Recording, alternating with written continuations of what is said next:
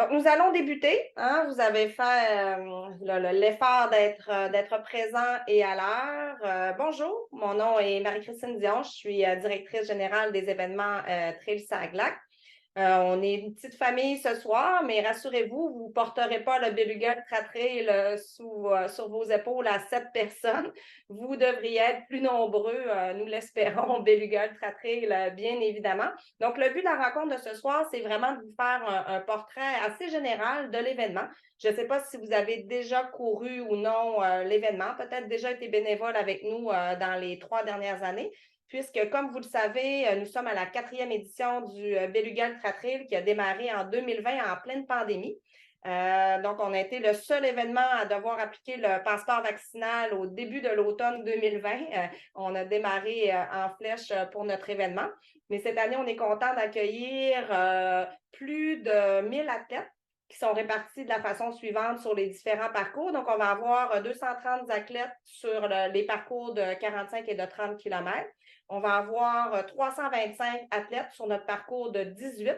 Peut-être que vous aviez vu dans les communiqués qu'il était annoncé 17 km jusqu'à tout dernièrement, mais on a déplacé le départ du 17 km pour le rapprocher de la zone débarcadère pour éviter le plus possible d'avoir un achalandage trop important avant d'entrer dans le sentier single track. Et au trail du Marsouin Blanc, le 5 km qui prend départ, lui, à Tadoussac, on va avoir 175 athlètes cette année.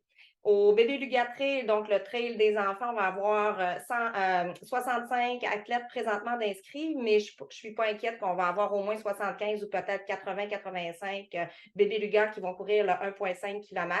Au niveau des bénévoles, nos besoins sont de plus de 75 bénévoles, mais vous l'avez peut-être vu dans les derniers courriels que je vous ai fait parvenir ou sur les réseaux aussi. Présentement, nous sommes toujours à la recherche de bénévoles. C'est une denrée rare. Merci d'être là, merci d'être présent. L'événement ne pourrait pas avoir lieu sans vous, mais si jamais vous connaissez des personnes de votre entourage, des collègues, des amis qui pourraient venir donner de leur temps, à ce moment-là, c'est encore le temps de s'inscrire. Là, il n'y a pas de souci, ils peuvent le faire via le site Internet. Puisque présentement, là, on est capable de faire notre événement sécuritairement, mais on serait plus rassuré pour tout le monde là, si on avait un petit peu plus de bénévoles là, pour nous prêter main forte la fin de semaine prochaine.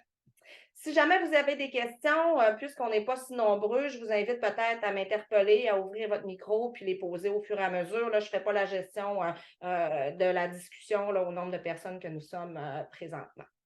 Le site principal de Tadoussac, pour ceux et celles qui ne sont jamais venus à l'événement, à mon sens, c'est un des plus beaux sites d'arrivée de course en sentier au Québec, puisqu'on fait notre arrivée sur la plage de Tadoussac. Donc, dépendamment de la tâche que vous allez faire comme bénévole, je pense que c'est important que vous sachiez quand même, que vous ayez une idée d'ensemble de quoi a l'air le parcours, de quoi a l'air le site d'arrivée, puisque vous allez probablement vous faire poser des questions.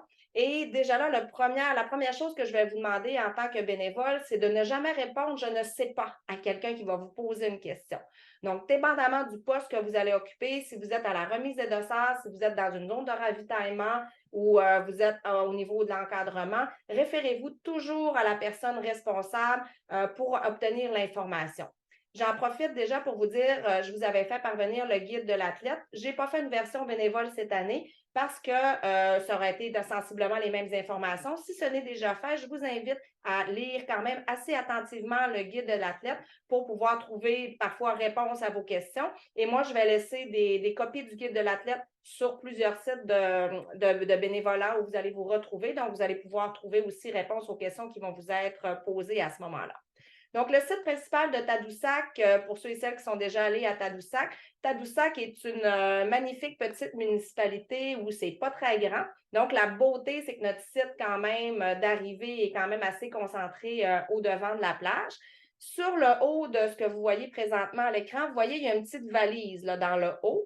Donc, la valise, c'est l'endroit où va avoir lieu la remise des dossards le vendredi et le samedi matin. Donc, si vous êtes à la remise des dossards, c'est au sous-sol de l'église que vous allez vous présenter. Puis, votre responsable au niveau des dossards, c'est Sarah. Donc, c'est elle qui va vous dire quoi faire et vous accompagner si jamais vous avez des questions. Au centre de l'image, vous avez 3 icônes. Vous avez une icône qui représente une cuillère et un couteau. C'est l'endroit qu'on va appeler le chapiteau pour le lunch d'après-course. Si vous êtes bénévole au lunch d'après-course, c'est ici qu'on va vous attendre pour votre affectation. Il y a quelqu'un de responsable qui va vous indiquer aussi quoi faire et comment distribuer le lunch d'après-course. Si jamais vous avez choisi comme poste de bénévole d'être à la remise des sacs à la fin de la course, donc les fameux drop bags. Donc, vous voyez, c'est collé sur le chapiteau. Tout est très, très rapproché. Et si vous êtes au site d'arrivée, donc bénévole au site d'arrivée, c'est-à-dire que là, vous allez être directement sur la plage. Vous allez accueillir les athlètes qui vont faire leur arrivée triomphale sur le sable de Tadoussac. Et à cet endroit-là, on va avoir un petit mini ravitaillement avec de l'eau, du Gatorade pour que les gens puissent se réhydrater. Et juste à côté de vous, il va y avoir les services de premiers soins. Il va y avoir Lambert Physio, la clinique Lambert Physio pour les services de physiothérapie et de massothérapie. Et à côté de vous, il va y avoir nos gens de premiers secours sanguinés pour si jamais il y en a qui ont des blessures, qui ont des choses rapides à traiter. Et de façon générale, sur l'ensemble du parcours, on va avoir au moins un médecin volant et peut-être 2 médecins volants. Donc, on a quand même une équipe médicale là, qui peut assister les athlètes ou vous, si vous avez besoin d'assistance médicale pendant l'événement. Toujours sur la même image, au bout, vous voyez la petite autobus. Donc, ça, on vous pose la question où est le départ des navettes. Donc, on a 3 départs de navettes pour notre 45, notre 30 et notre 18 km. Donc, le départ des navettes se fait au bout, au quai des Croisières. Donc, c'est vraiment au bout de la rue Bordelot. Et les gens peuvent stationner sur à différents endroits à Tadoussac qui sont identifiés principalement ici par l'épée. Et tous les stationnements à Tadoussac sont payants avec des horodateurs. Et je vous conseille, si vous êtes bénévole et que vous arrivez le matin, si vous ne dormez pas à Tadoussac, moi, le stationnement que je vous conseille fortement, c'est celui qui est dans le haut, vous voyez, où la rue des Pionniers ici. C'est un grand stationnement, puis c'est quand même assez rapide de descendre sur le site, puis vous ne serez pas engorgé parce que la rue Bordelot, elle est fermée ou en alternance de 8h jusqu'à 18h. Donc, vous ne voulez pas venir vous stationner en bas parce que ce sont les athlètes qui vont venir en priorité du 45 et du 30 km. Puis, le P à côté de l'église, les stationnements sont quand même assez limités. Donc, je vous conseille vraiment fortement, si c'est possible, de ne pas vous déplacer en voiture si vous êtes hébergé à Tadoussac, de vous déplacer à pied ou même en vélo. Tout se fait très bien en vélo. Ou sinon, de vous stationner au stationnement de la rue ici, juste dans le haut pour faciliter vos déplacements. À Tadoussac, dans une semaine, bon, on ne sait pas encore nécessairement la température qu'il va faire. Là, on sait qu'il annonce un petit peu de pluie. On espère que ça passe avant notre événement de la semaine prochaine. Mais vous avez la météo de l'an passé. Donc, dépendamment de l'affectation que vous avez, si vous êtes sur le repas d'après-course, vous allez être quand même abrité par un chapiteau, mais il peut faire un peu plus frais le matin, dépendamment de votre heure d'arrivée. C'est surtout pour les personnes qui vont être sur les zones de ravitaillement, soit pour donner de la nourriture ou comme pointeur, donc ils vont pointer les athlètes qui vont passer. Habillez-vous vraiment chaudement en fonction de la température. N'hésitez pas à vous amener un sac, puis à pouvoir vous ajouter des multicouches parce que beau temps, mauvais temps, l'événement va avoir lieu. On sait qu'il va faire beau, mais il faut quand même prévoir, dépendamment de votre affectation, à 5 heures du matin, à 4 heures du matin, il peut faire 2 ou 3 degrés. Donc, ce n'est pas très chaud à Tadoussac là, à ce moment-là. Au niveau des personnes importantes pour les bénévoles que vous êtes, il y a 2 personnes que je vous ai indiquées ici. Bien, il y en a une qui est présente aujourd'hui. Peut-être, Marie-Lucie, si tu veux ouvrir ta caméra. Donc, c'est écrit Marie-Lucie, mais c'est Lucie. Donc, Lucie Bouchard va être votre personne un peu de référence au niveau des bénévoles. Je vous ai mis un peu plus loin son numéro de téléphone. Donc, si jamais vous ne pouvez pas vous présenter à votre affectation, je vous demanderai, s'il vous plaît, d'appeler le plus rapidement possible Marie-Lucie pour qu'on puisse trouver remplacement et essayer de voir qu'est-ce qu'on peut faire de notre côté. Et si jamais vous avez des questions aussi, Marie-Lucie va être présente là, sur le site. Là. Elle va être quand même assez facilement reconnaissable. Elle va souvent être proche de moi, ça c'est certain. Puis, tu sais, on va partager le numéro de téléphone de Marie-Lucie. Et j'en profite pour parler que si vous ne pouvez pas vous présenter, mais aussi si vous pouvez ne pouvez pas vous présenter parce qu'on ne se cachera pas qu'on entend encore parler un petit peu de la COVID, hein. Donc, si vous avez des symptômes qui s'apparentent à la grippe, au rhume, bien, c'est dommage, mais je vais vous demander de ne pas vous présenter sur l'événement au risque de contaminer plus de 3000 personnes qui vont être présentes sur le site. Donc, à ce moment-là, ça va être de communiquer avec Lucie le plus rapidement possible. Avais-tu quelque chose à ajouter, Lucie? C'est bon? Parfait. C'est Merci. beau. Donc, Merci. dans les autres personnes importantes pour vous, il y a le directeur des courses, donc Hugues Drolet, qui est le directeur du 45, du 30 et 18. C'est une personne importante, entre autres, pour les personnes qui sont fermeuses, donc des parcours de 45, de 30 et de 18, puisque c'est cette personne-là que vous devez aller voir lorsque vous allez arriver sur le site de départ de votre course. Hugues va vous donner à ce moment-là votre sac dans lequel il va avoir des couvertures de survie, il va avoir de la nourriture, il va avoir normalement une batterie supplémentaire pour votre téléphone cellulaire. Et c'est peut-être qu'il va vous demander des petites tâches de les aider à ramasser les sacs des athlètes pour les ramener au site de départ. Donc, les fermeurs, vous devez vous présenter à Hugues Drolet et les débaliseurs, les personnes qui vont débaliser aussi, qui vont enlever la signalisation par la suite. Je vous demande de vous présenter quand vous arrivez sur votre site de départ à Hugues Drolet. Vous allez l'entendre, il y a une voix qui est rauque, puis vous ne manquerez pas, c'est certain. Une autre personne qui est vraiment importante pour les gens qui sont sur les parcours, donc vraiment nos fermeurs de parcours, c'est Jean Fortier, qui est notre responsable de la sécurité parcours, Jean, que vous connaissez probablement avec le Québec Mégatrail. Et Jean arrive avec son équipe à chaque année, vient nous prêter main forte. Et là, c'est très important. Je vous ai indiqué 2 numéros de téléphone. Le premier, si vous êtes fermeur ou fermeuse sur les parcours et que vous arrivez dans une situation où quelqu'un a besoin d'assistance médicale, s'il y a quelqu'un qui a besoin d'assistance médicale, la première réaction que vous allez avoir, ça va être de voir un peu, si possible, c'est quoi la situation. Puis par la suite, vous appelez Jean sur son cellulaire. On essaye une fois, on essaye 2 fois. Après 2 fois ou 3 fois, là, on va passer à l'option qui est nouvelle cette année, c'est-à-dire qu'on a des téléphones satellites. Et là, vous avez le numéro du téléphone satellite.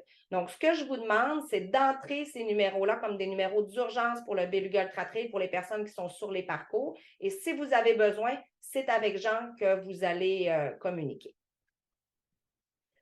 Au moment de votre affectation, je vous ai présenté Lucie. Vous n'avez pas besoin de vous présenter sur le site de Tadoussac. Par exemple, si vous êtes au ravitaillement d'Anse de Roche, donc au départ du 30 km qui va se retrouver être le 15e kilomètre du parcours de 45 km, on vous demande de vous déplacer par vos propres moyens sur le site de Anse de Roche et sur le site de la pisciculture.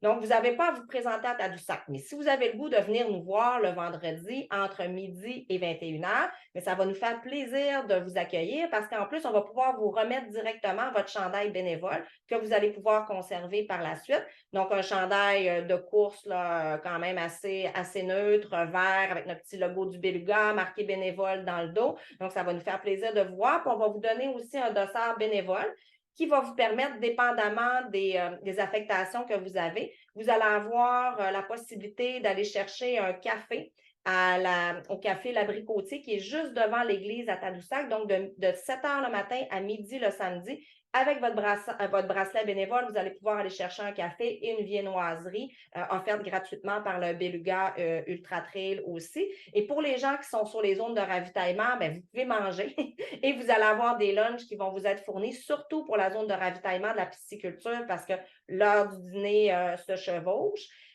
Et surtout au Cap de la Boule aussi parce que l'affectation est plus longue.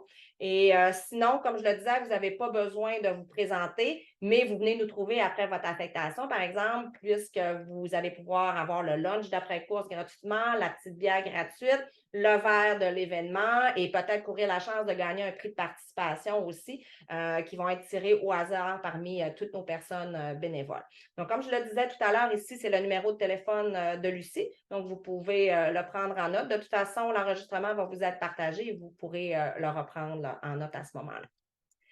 Ce qu'il faut savoir de façon générale pour le Beluga Ultra Trail, le moyen de communication officiel, c'est le cellulaire. Donc, en tant que bénévole, ce que je vous demande, c'est d'avoir votre cellulaire. Nous, dans notre application, on a tous vos numéros de cellulaire qui sont à jour. Donc, si on a besoin de communiquer avec vous, on va le faire par cellulaire. Et si vous avez besoin de communiquer avec nous, vous allez le faire en priorité par cellulaire. Donc, assurez-vous vendredi de ne pas oublier votre recharge de cellulaire. Parce que là, avec toutes les sortes de cellulaires, des fois, si vous avez un iPhone, un Google ou peu importe, donc assurez-vous que votre cellulaire est chargé. Et si vous avez une batterie pour recharger votre cellulaire, vous avez déjà une petite batterie, ça serait bien de l'apporter avec vous aussi. Comme ça, vous allez vous assurer que votre cellulaire est toujours chargé.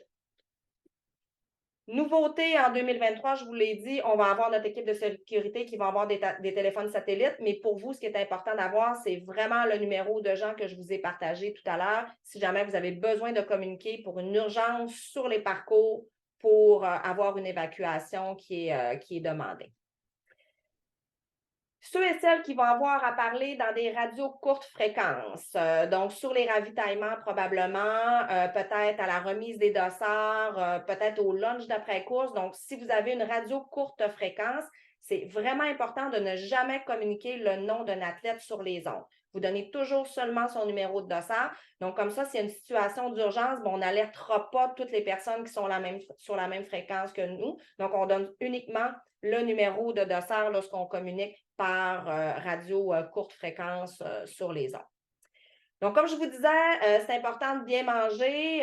Ceux et celles qui ont des allergies, on va avoir, ou qui ont pas des restrictions ou des préférences alimentaires. Dans le repas d'après-course, il va y avoir la lasagne qui va être à la viande, on a la lasagne végétarienne. Mais si vous avez des allergies ou des choses particulières, il est certain que moi, je vous invite fortement à avoir votre propre nourriture parce que je ne peux pas garantir qu'il n'y aura pas d'allergènes dans la nourriture qu'on va vous proposer, malheureusement.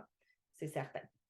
Donc, si je vais plus précisément dans les affectations, donc au niveau de la distribution des dossards, il y a 3 moments de distribution des dossards. Donc, j'ai vu Jeanne, donc je pense que Jeanne va être présente à la remise des dossards chez Ultraviolet mercredi et à d'autres affectations pendant la fin de semaine. Donc, il y a une remise de dossards vendredi chez Ultraviolet Sport de Jonquière. Les athlètes ont été invités dans la réunion de mardi en priorité, les athlètes de la région du Saguenay-Lac-Saint-Jean à se présenter chez Ultraviolet pour désengorger le sous-sol de l'église le vendredi et le samedi matin.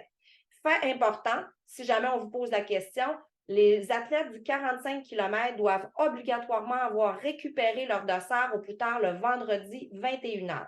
Si vous avez des amis dans votre entourage qui font le 45 km, à partir de 21h, il n'y a plus de remise de dossards, puis les dossards ne seront pas remis au départ le lendemain matin.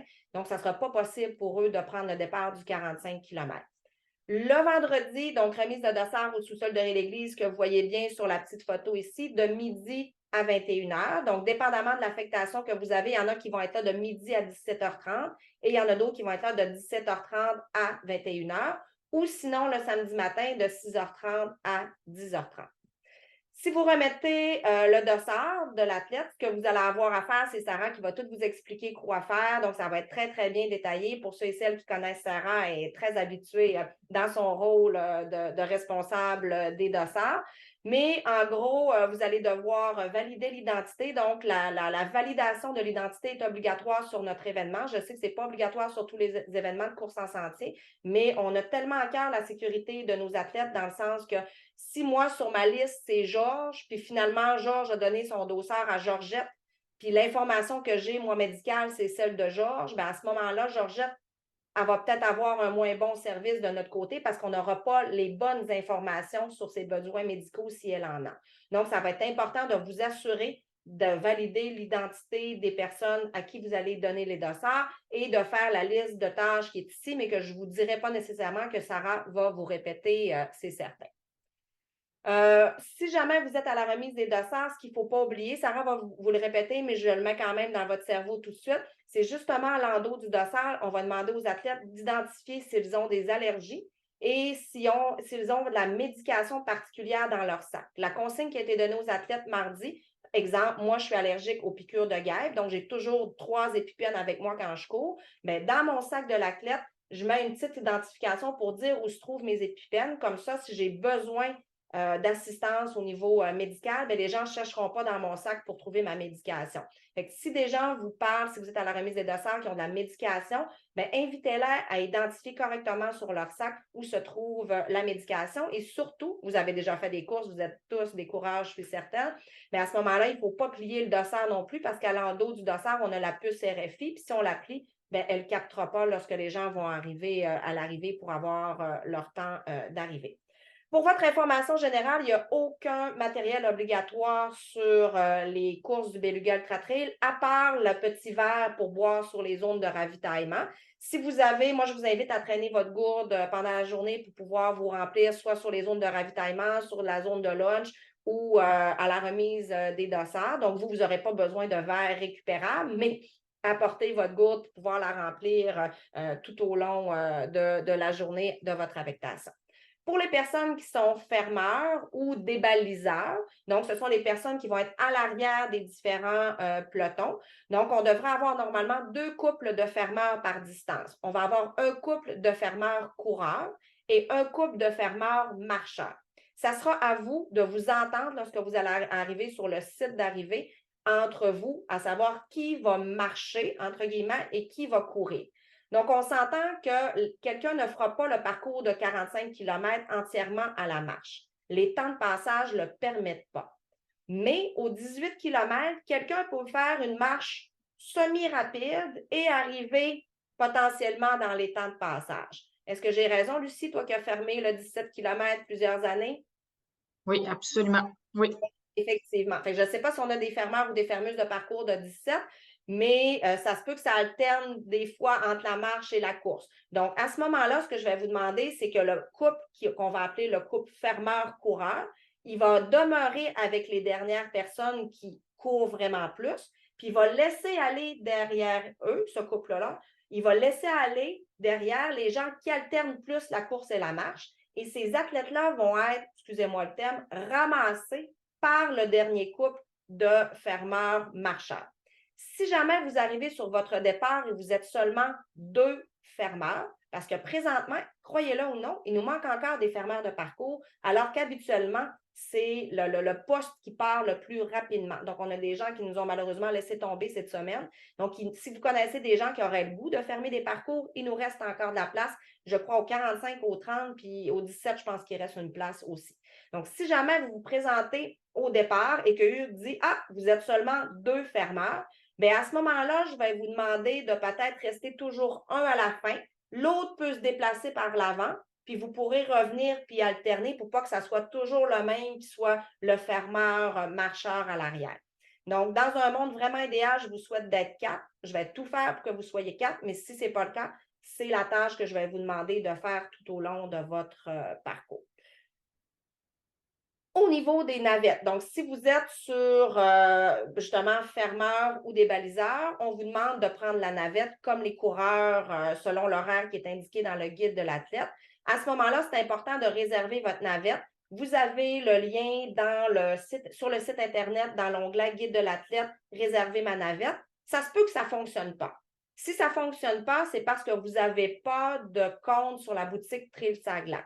Donc, si vous n'avez pas de compte sur la boutique Trail Saglac, vous allez devoir vous créer un compte d'abord et ensuite aller cliquer sur le lien et vous allez avoir un petit menu déroulant comme ça. Est-ce que je l'ai enlevé? Un petit menu déroulant qui va vous demander de choisir la navette que vous voulez prendre. Au 30 pour 45, ça ne m'inquiète pas parce que j'ai de la place pour tout le monde. Mais au 17 km, si tout le monde décidait de prendre la navette, je n'aurais pas de place pour tout le monde. Et les athlètes ont déjà été avisés qu'ils avaient jusqu'à demain pour réserver leur navette. J'ai regardé rapidement tout à l'heure, il restait quand même encore plus de 100 places aux 17 km. Est-ce que ces personnes-là ont tout simplement oublié de réserver la navette puis ils vont le faire demain? On va voir, mais je vous invite, si vous ne voulez pas manquer votre chance, à vraiment réserver votre navette. Les gens qui sont, là, j'étais dans les débaliseurs. Donc, si vous prenez la navette, c'est important d'arriver minimum 15 minutes avant le départ de votre navette. Assurez-vous d'avoir la bonne heure. Et si vous vous stationnez, par exemple, en haut au stationnement que je vous ai dit tout à l'heure, bien, prévoyez un bon 10 minutes de marche. Mais si vous prévoyez prendre la navette le matin, donc à 5 heures du matin, bien, à ce moment-là, vous pourrez vous déplacer vers le stationnement qui était plus proche du départ des autobus, qui s'appelle le stationnement d'Acalsèche. Vous allez avoir de la place à ce moment-là pour vous stationner sans problème à 4 heures du matin. Le stationnement du haut dont je vous ai parlé tout à l'heure, c'est plus pour les gens qui vont arriver dans les affectations, plus vers 8h30, 9h, 10h ou en après-midi, où là, je vous recommande vraiment d'aller vous stationner dans le haut.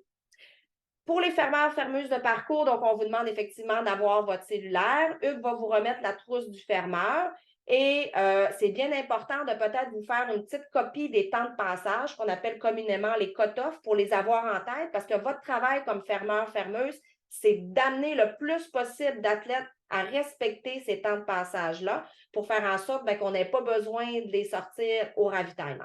Si jamais sur le parcours, vous arrivez et il y a quelqu'un qui est blessé, idéalement, on essaie de ramener cette personne-là vers le ravito le plus proche. Donc, si vous venez de passer une zone de ravitaillement, il y a 4 km, bien, ce qu'on va probablement vous inviter à faire avant que les secouristes arrivent, c'est de peut-être rebrousser chemin avec cette personne-là. Donc, oui, vous allez quitter le peloton, mais de rebrousser chemin pour éviter que la personne ait besoin de faire les 10 autres kilomètres.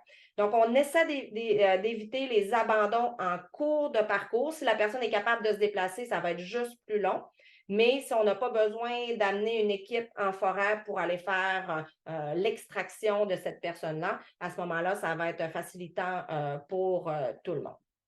Nos fermeurs en chef qui sont avec nous depuis le début aux événements Trail-Saglac, donc c'est Mario et Sylvain.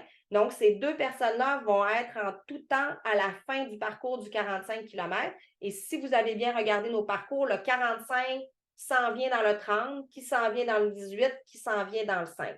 Donc, Mario et Sylvain n'auront jamais d'athlète derrière eux. Donc, si vous êtes fermeur et fermeuse et que Mario et Sylvain arrivent, ils vont probablement vous dire « Parfait, vous pouvez aller plus vite. » Aller rejoindre un autre groupe de coureurs ou marcheurs, puis eux, ils vont rester à l'arrière avec les derniers marcheurs. Donc, si vous comprenez bien, Mario et Sylvain vont passer de 6 heures le matin à 18 heures sur les sentiers à aider nos athlètes.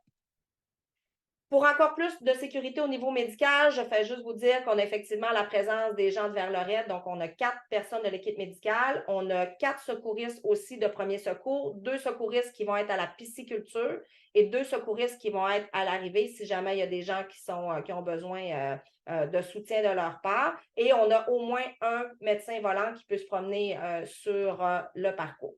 Au niveau des débaliseurs, donc les débaliseurs, eux, ils vont se retrouver derrière les personnes fermeuses de parcours. Et leur travail, c'est d'enlever les petits flags, les petits rubans qu'on va aller poser samedi sur le parcours. Donc, si vous êtes débaliseurs et débaliseuses, vous avez besoin d'avoir un bon sac à dos, d'avoir beaucoup de collations et d'avoir aussi ce qu'on appelle communément des petites pinces cutters pour couper les tie wraps qui vont avoir servi à identifier les kilomètres qu'on va avoir mis sur le parcours. Et c'est important de ramasser tout ça. Puis à la fin de votre affectation, donc si vous débalisez la première section du parcours, à la fin de votre affectation, on va avoir quelqu'un de l'organisation qui va vous attendre et qui va vous ramener sur le site de Tadoussac. Donc, débaliseur, fermeur, vous prenez la navette et on va avoir quelqu'un pour les débaliseurs qui va les attendre à la fin de leur affectation pour les ramener sur la zone de Tadoussac. Une particularité, si vous débalisez le dernier segment, c'est-à-dire du kilomètre 17 avant la fin, au Cap de la Bouche jusqu'au kilomètre 0, vous devez absolument attendre le passage des fermeurs du 45. Parce que ce n'est pas parce que les gens du 17 ont passé que vous devez débaliser, parce qu'on a ceux du 30 qui vont passer, puis les derniers qui vont vous indiquer que c'est le temps d'aller débaliser, c'est Mario et Sylvain. Donc, vous allez pouvoir partir derrière eux et commencer à enlever la signalisation jusqu'à Tadoussac. Donc, c'est bien important de ne pas partir et d'enlever la signalisation avant que les fermeurs du 45 soient passés parce qu'il y en a qui ne trouveront pas le chemin très facilement. Là, voici quelques exemples de balisage. Donc, je passe rapidement juste pour vous montrer de quoi ça a l'air sur les parcours. Donc, il peut y avoir des fanions, il peut y avoir des pancartes. On protège des zones sensibles sur le parcours. Donc, vous voyez un peu de quoi ça peut avoir l'air. Au niveau des zones de ravitaillement, maintenant, dans les zones de ravitaillement, je vous ai mis un exemple de ce qu'il peut y avoir, mais sur les zones de ravitaillement, ce qui est important de vous rappeler, c'est que vous allez avoir des chefs de ravitaillement, des gens qui vont vous expliquer lorsque vous allez vous présenter sur votre affectation qu'est-ce qu'il y a à faire, comment le faire et quelles sont les mesures d'hygiène aussi à conserver. Donc, ce sont des exemples d'aliments qui vont pouvoir se retrouver. Ce que je vous ai transmis dans votre courriel bénévole, si vous êtes sur la zone ravitaillement, soit de Anse de Roche ou de la pisciculture, vous devez vous rendre sur ces deux affectations-là de vos propres moyens. Si vous n'avez pas de moyen de transport, communiquez avec moi à info@trailsaglac.org et à ce moment-là, on va trouver un transport pour vous amener sur votre zone d'affectation. Mais ce qu'on vous demande le plus possible, c'est d'y aller par vos propres moyens, puisqu'après l'affectation, vous allez pouvoir quitter. Puis à ce moment-là, votre travail va être fait. Particularité pour la zone du Cap de la Boule. Au Cap de la Boule, vous ne vous rendez pas toutefois par vos propres moyens. C'est un petit sentier qui est très, très étroit et on ne permet pas aux gens, à part les personnes de l'organisation, de se rendre en véhicule. Donc, si vous êtes pointeur ou au ravitaillement du Cap de la Boule, ce qu'on vous demande, c'est d'arriver à l'église de Sacré-Cœur pour 7h30, puis on va avoir des gens qui vont aller vous chercher. Encore là, à l'église, vous vous rendez par vos propres moyens. Si ce n'est pas possible pour vous de vous déplacer à l'église, mais à ce moment-là, communiquez avec nous. On va essayer de trouver un moyen de transport pour vous y amener. Mais sinon, vous vous rendez à l'église. 7h30, il y a quelqu'un de notre organisation qui arrive, qui vous transporte jusqu'au Cap de la Boule et qui vous ramène à l'église à la fin de votre affectation. Sur les zones de ravitaillement, Sophie, Isaban ou Julie, qui sont les 3 responsables des ravitaux, vont vous expliquer clairement qu'est-ce que vous avez à faire. Nouveau cette année, on a un nouveau système de pointage. Donc, comme vous savez, peut-être, lorsque les gens arrivent sur la zone de ravitaillement, on prend leur numéro en note pour s'assurer, nous, qu'on a le bon nombre de personnes qui est sorti du bois à chaque fois. Et là, cette année, on teste un nouveau système qui a été fait par l'organisation. Donc, tout va être électronique. Donc, vous n'aurez plus besoin de prendre, vous allez avoir besoin de prendre des numéros, oui, mais après ça, vous allez les rentrer directement dans le système et nous, on va savoir en temps réel qui est passé au ravitaillement, puis on va être capable d'intervenir si jamais il nous manque des personnes beaucoup plus rapidement que lorsqu'on avait à le faire sur des feuilles papier, puis on avait à faire le décompte par la suite. Donc, sur la zone de ravitaillement, vous vous présentez à l'heure d'affectation que je vous ai donnée. Et à ce moment-là, les personnes responsables vont pouvoir vous donner l'information. Donc, je le répète, responsable de la zone Anse de Roche, c'est Isaban Liman. On vous demande d'arriver pour 6 heures. Le site va être prêt pour 7 heures et les heures de démontage sont environ 10 heures, donc après le passage du dernier athlète du 45 km. Le deuxième ravitaillement, c'est celui du Cap de la Boule. La personne responsable, c'est Sophie Nadeau. Donc, vous vous présentez à 7h30 à Sacré-Cœur. Le premier athlète devrait passer vers 8h30, ce qui est quand même assez rapide, considérant qu'il est parti à 6 heures de 30 km plus loin. Et l'heure de démontage approximative, 13h45, après le passage des fermeurs du 45. On ramasse tout ça, puis on vous ramène à l'église, à votre voiture pour que soit il y en a qui ont d'autres affectations après, ou vous venez nous trouver tout simplement à Tadoussac. À la pisciculture, c'est la zone de ravitaillement qui est comme en 2 temps. Donc, il y a 2 équipes parce que la station de la pisciculture, elle est ouverte à partir de 8 heures du matin jusqu'à 17 heures le soir. Donc, c'est le ravito le plus long. Donc, soit que vous êtes dans l'équipe A de 8 heures à 13h30 ou dans l'équipe B de 13h30 à 17h30. C'est toujours Julie qui va être présente sur cette station-là de ravitaillement. Elle va pouvoir clairement vous expliquer qu'est-ce que vous avez à faire. Pour les gens qui sont bénévoles au lunch d'après-course, lorsque vous arriverez au chapiteau, on vous a demandé de vous présenter au chapiteau lunch sur le bord de la plage. Vous demanderez à parler à José Vincent, puis José va vous expliquer votre tâche, qu'il soit 8 heures du matin ou pour ceux et celles qui vont arriver à partir de 13h30. Donc, vous vous rapportez à José, puis elle va pouvoir vous expliquer. Habillez-vous en fonction de la température, même si vous êtes sous un chapiteau, bien, il peut quand même faire frais le matin, comme je le disais tout à l'heure. Donc, c'est important de ne pas penser parce que vous êtes sous un chapiteau que ça va être plus chaud parce que le chapiteau n'est pas chauffé. Donc, ça peut devenir humide aussi. À la fin de votre affectation, si vous avez du matériel à nous retourner, que ce soit des radios, que ce soit le matériel pour les fermeurs, les débaliseurs, vous nous rapportez tout ça à la tente animation. Donc, ici, vous avez la photo de Léa, qui est notre animatrice en chef, qui est super bonne. Donc, vous rapportez le matériel à Léa. Puis après ça, vous pouvez profiter de la fin de votre journée en prenant une bonne bière ou en mangeant ou en discutant avec les amis qui ont fait le parcours.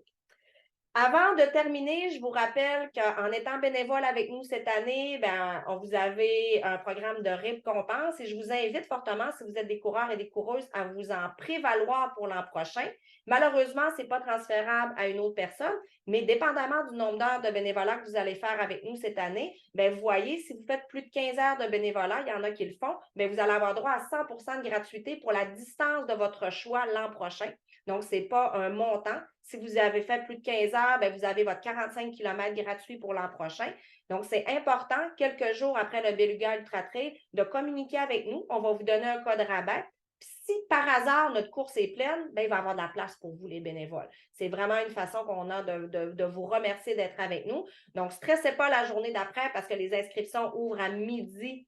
Les inscriptions pour notre 5e édition de 2024 vont ouvrir à midi le dimanche. Vous n'avez pas besoin de m'écrire le dimanche matin, j'aimerais avoir mon code de bénévole, mais dans les jours suivants, on va vous faire un code, ça va nous faire plaisir là, que vous puissiez l'appliquer sur la course de votre choix. Horaire de la fin de semaine, je ne la regarde pas avec vous, mais je l'ai placée ici juste pour vous inviter à l'avoir bien en tête, dépendamment de votre affectation, pour être en mesure de vous présenter à temps, au bon endroit. Les liens bleus sont les liens exacts des endroits où vous devez vous présenter. Donc, si vous devez m'attendre à l'église, ben, ça ne sera pas moi, nous attendre à l'église. Vous avez le lien Google qui est disponible ici. Donc, vous avez l'horaire qui est disponible sur le site. Encore une fois, je le rappelle, onglet guide de l'athlète horaire ou dans le guide de l'athlète que je vous ai fait parvenir. Le site Internet que vous connaissez, bien évidemment. La gestion des symptômes, je vous en ai parlé. Donc, s'il vous plaît, soyez alerte à vos symptômes là, pour ne pas contaminer personne, ça serait dommage. Je vous ai fait parvenir le guide de l'athlète. Je ne sais pas s'il y en a qui ont des questions, soit sur le contenu du guide ou sur les informations que je viens de donner ce soir. Je vais les prendre dans quelques minutes. Gardez-les en tête. Je veux juste quand même attirer votre attention sur les partenaires qui font en sorte que cet événement est rendu disponible encore une fois cette année. On a des partenaires en or qui sont avec nous depuis le début. Et cette année, le Beluga Ultra Trail est une présentation des croisières à AML et du Parc national du Fjord du Saguenay. Mais on a une grande collaboration, vous comprendrez bien, des deux municipalités de Sacré-Cœur et de Tadoussac qui nous permettent d'envahir leur belle municipalité pendant l'instant d'une fin de semaine. Et si jamais vous avez l'occasion d'arriver à l'avance pour votre affectation, bien, je vous invite à aller visiter, à aller voir les commerçants, à aller profiter de l'ambiance qui existe à Sacré-Cœur et à Tadoussac, qui ont énormément de diversité dans tout ce qu'ils peuvent vous offrir.